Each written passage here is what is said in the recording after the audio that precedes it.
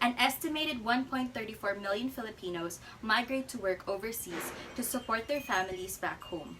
Moreover, the overseas Filipino workers, or the OFWs, also made economic contributions resulting in better quality of living and discretionary income. However, despite such achievements made for our country, it comes with a dark price: the exploitation of OFWs and the challenges that they face.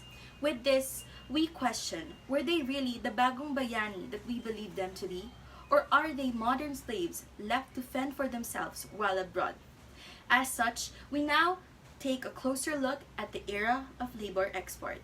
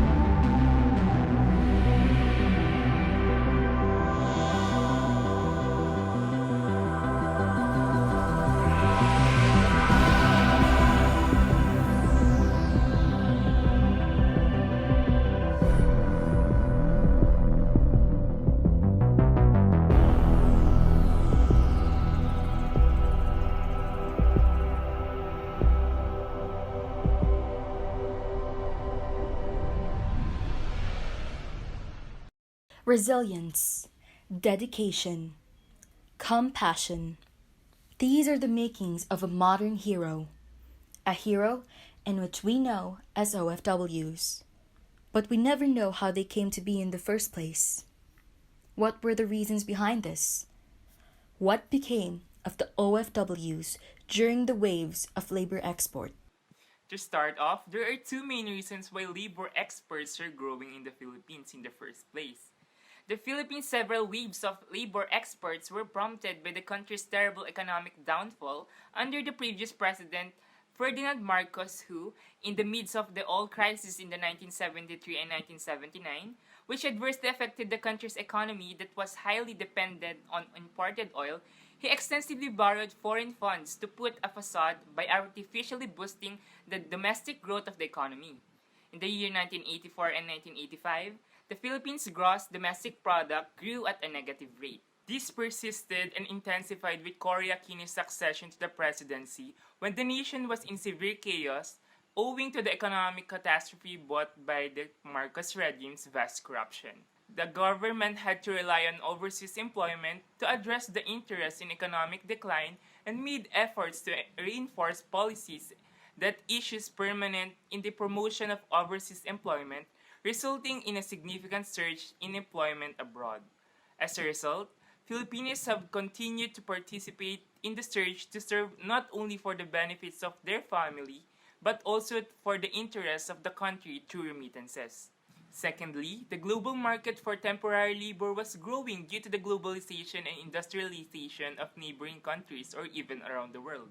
The Philippines likewise served as a catalyst that would send women, particularly gender types of work abroad such as entertainers and domestic helpers, hence resulting in increased labor out-migration of women. The state's active engagement in labor export had entered its 14th year when Cousin Juanco Aquino said, "Kayo ang mga bagong bayani," in an address to domestic assistants in Hong Kong in April 1988. This was the first time the phrase was used to refer to foreign labor on record. Filipinos travel overseas to work and support their families. These significant roles of overseas Filipino workers makes them mga bagong bayani. Despite the success stories, there are also heartbreaking instances that highlight the difficulties that migrants confront. Filipinos who have been left unprepared have suffered trafficking, illegal recruitment, unlawful working and living conditions, contract violations, exploitation, and discrimination.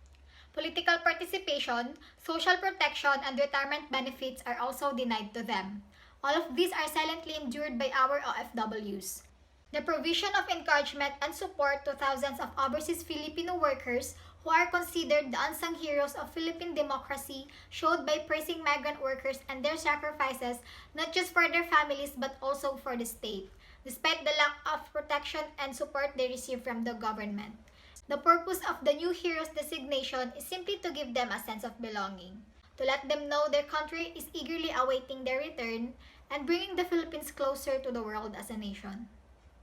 The continued growth of OFW remittances would assist to fund the country, including our GDP, which accounts for over 70% of the economy. And that is why, in 1988, former Philippine President Corazon Aquino referred to OFWs as Bagong Bayani, since they are revered and shaped to save their country for their contribution to the Philippine economy.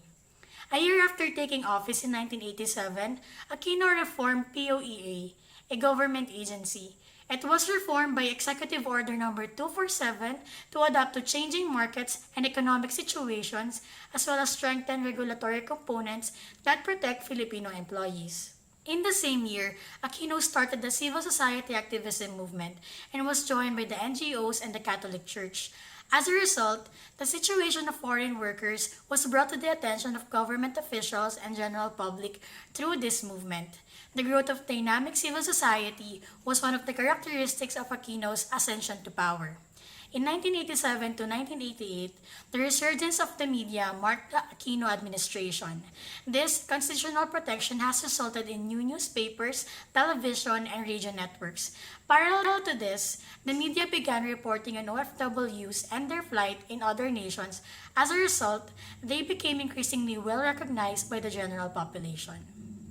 The veneration of workers through the usage of the term Bagong Bayani, as coined by the late President Corazon Aquino, has raised some relevant arguments over the years. The dichotomy of the modern hero, modern slave, sheds light on the plight of OFWs and opens up a long-standing discourse on what it truly means to be a Filipino migrant. The argument here is that although the Filipino migrant or OFW is raised or elevated through the usage of the term Bagong Bayani, it in turn makes light of the nuances within their identities and experiences as Filipino migrants and workers. What I mean by this is that it somehow normalizes the suffering and the risk that they take with going abroad. The tale of the migrant Filipino has been heavily ingrained in Filipino culture, and with it all the grit and hardship that it entails.